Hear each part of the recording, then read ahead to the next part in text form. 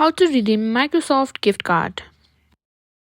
In today's video, I'm going to show you how to redeem your Microsoft gift card and use it. Whether you've got a card for Xbox, Windows Store, or Microsoft account created, it's super easy to redeem it, so let's get started. First things first, open your web browser and search for Redeem Microsoft gift card. Once you've done that, simply tap on the first link, which is the official Microsoft support link, and simply tap on Redeem Code. Now you may be prompted to enter or sign in to your account. Once you've done that, you'll be gone to your Redeem Your Code or Gift Card section. In this space, you'll need to just enter your gift card code. Just take your Microsoft gift card and scratch off the protective coating to the reveal the code and enter the code exactly as shown on the card and click on next. And after entering the code, Microsoft will show you the amount that will be credited to your account.